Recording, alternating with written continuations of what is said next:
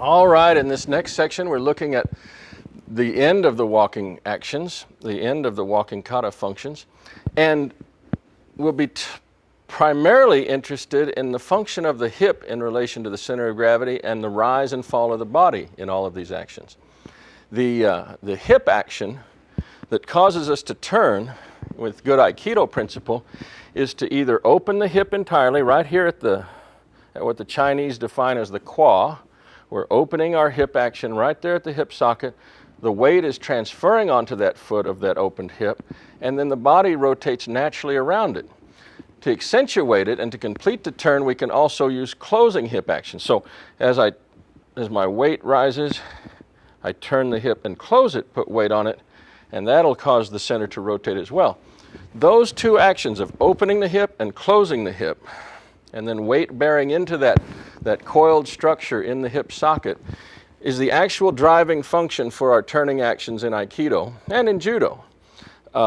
We know that human beings can turn in other ways. You can post weight on a foot and then swing the back leg around it like a weight or an anchor on a chain being swung out. And that will cause the body to rotate, but it will rotate in such a way that it's largely unstable at its periphery. What we're trying to do is to turn on a dime, to turn tight, almost like we think about what we see with ice skaters or people going into strong, tight centrifugal turning actions. We want to keep it right within the space of our own body to be turning and not be turning as a large, elaborate, swoopy sort of action.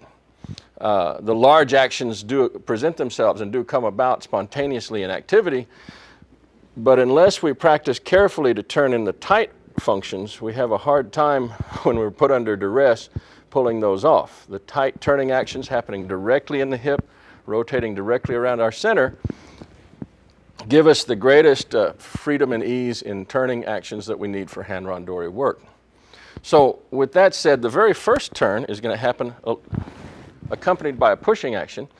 The left hand and the left foot are going to go along together. He's going to begin this with a push from the left hand, and again the other hand just sort of replicates it small. And the line of Damon's push is going to go straight up to the top of his head. That's where he's aiming. It's just going to rise up from a natural relaxed place. The wrists will engage straight up to the top of his head. Bam, that's where we're going. And at the same time, he's going to be opening the hip on this side to whatever his natural comfort zone of opening is, so that as his weight transfers onto that foot, he wants to time that with the timing of hitting this peak, because he'd like to rotate directly under the peak of his rise with his hand. All right, you got that? Okay, so as the weight goes onto that foot, opening the hip, now weight transfers, good. The other hip closes, and he makes a very nice descent together. Good, good, good. Same thing with the other hand and foot, pushing, opening, closing hip, descending together. And you feel how at the end you're kind of on peak and you're coming down together in an even way? That's very good. That's very good. Let's start back over in the middle. Good. And you might actually start over there a little further, because if you do this without any adjustment for your spacing, you'll tend to migrate across the floor a little bit. Okay? So just with the right, then the left. Peak, closing action. It's descending. Trying not to rock to the heels if you can. So as you descend, settle down to the balls of the feet with the heels just slightly touching the floor. Yeah, try it again. Opening, closing, good. Opening, closing, good. Opening, closing, good. Opening the hip, closing, good. And as much as possible, the peak wants to be right here above your head. So as you put that hand up here, if you're under duress, you're under some pressure here with this hip opening, go ahead and open the hip. Boom, he can still remain structurally sound as he rotates, even if I'm putting some power on it. The problem happens that people have a tendency to push and hit their peak, somewhere up here at this diagonal line, somewhere about there. That becomes difficult. I'm going to hit it with one finger. As he tries to do the opening action, his back wants to arch extra. You feel that? Okay. So it's really kind of critical. We want this to go right up, boom, right up there as we rotate, and then you can come down together. Good.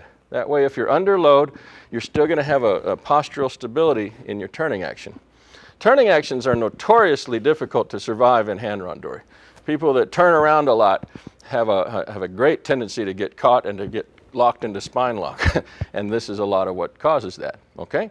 You can do them, but you have to do them under a tight set of strictures that allow you to really function efficiently with your posture and to deal with loads of weight bearing on you.